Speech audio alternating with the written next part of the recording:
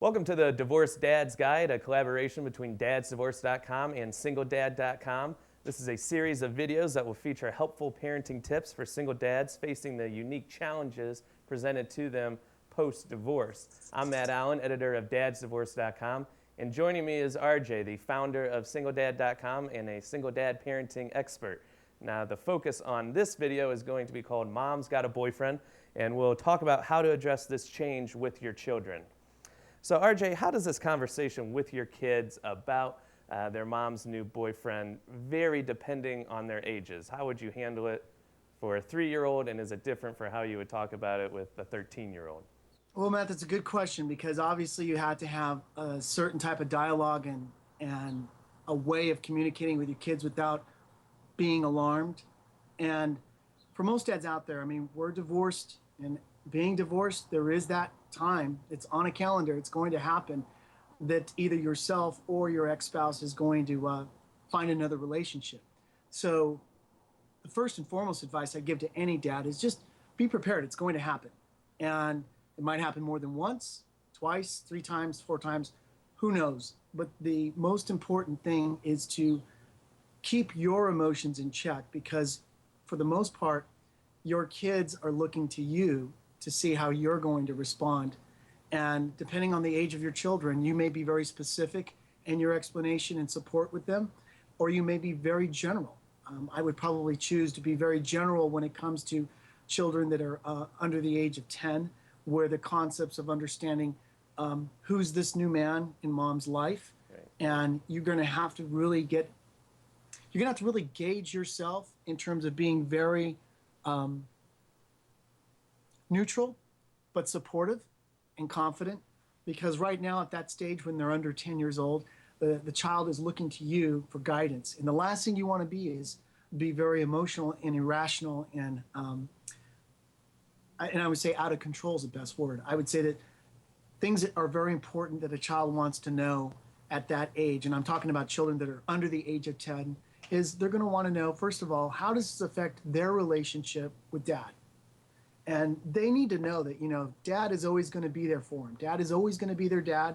This is a stage of life, and mom has found somebody new, and it doesn't change their relationship with dad. And I think that's the most important thing that any divorced dad needs to address with their children being under the age of 10. And granted, the preteens and teenagers need to know that as well. But in terms of communicating to the child that's under 10 years old, you really have to be general. And when I mean general is talk about life in general. People fall out of love in general, and they find new love. And dad isn't going away. Dad is always going to be there for them. Dad will always be their father. And this is just a new friend in mom's life. Right. Well, let's talk about how should you deal with the actual boyfriend. Should you schedule a meeting with him, or do you express, your parenting styles to him and sort of what you expect out of him when he's around your kids? How do you deal with that sort of sensitive situation? Well, Matt, that's a good question too, because you really have to take a step back and ask yourself, what are you really asking, or what are you really expecting out of the meeting? First of all, allow enough space or time to see if this relationship is going to stick, because the last thing you want to do as a divorced dad is meddle in your ex-spouse's personal life in a way that's intrusive. Right. So the idea is to know that, first of all, has this name of this boyfriend been around longer than just a few months? At that point, you can instigate a conversation with your ex-spouse and say, hey, look, I would like to know if there'd be an opportunity to meet with your boyfriend and just basically get to know him as a person. Now, depending on your relationship with your ex, and your approach and your delivery of communicating that, that's all going to depend on the relationship that you have with your ex-spouse. My advice would be to try to pick a neutral site. There's certainly nothing wrong with having lunch or a coffee with the gentleman, but make sure that it's at a neutral site, so that way neither party is feeling uncomfortable or at a disadvantage, because the last thing you want to do is create no dialogue or have a bad impression. And I think for the most part is the first meeting with the person, the boyfriend, should not be laying down the law, because the last thing anybody, man or woman, wants to be told is how to be. I think that the first initial meeting is about understanding the person's philosophies, understanding the person's parenting style.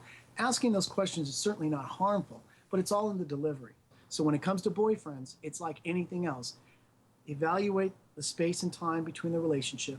Has significant time happen where you think it's time to be introduced? And certainly offer, be the ambassador of goodwill. Extend the invitation out to meet the guy and see what happens.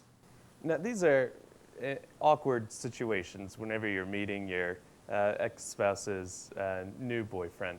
Right. And I know you've talked a lot about on dadsdivorce.com and on your site, singledad.com, about the idea of getting comfortable with the uncomfortable. Could you talk a little bit about that and how you get past the awkwardness and get to the point where, you're going out and playing darts with this guy? The thing about getting comfortable with uncomfortable is the ups and downs, the highs and lows are very extreme.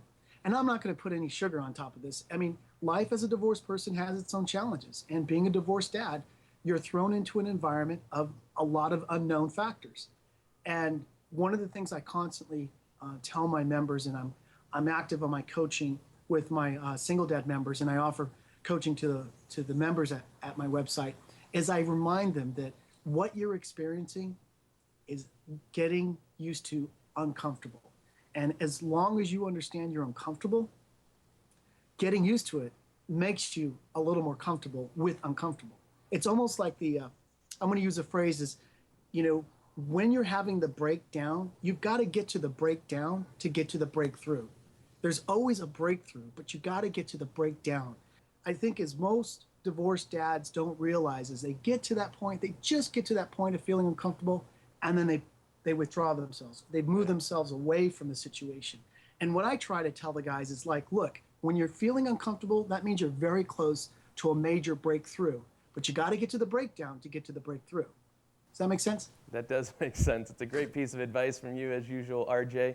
And that'll do it for this episode of Mom's Got a Boyfriend as part of a series of videos between dadsdivorce.com and singledad.com called The Divorced Dad's Guide. Again, that was RJ, the founder of singledad.com, and I'm Matt Allen, editor of dadsdivorce.com.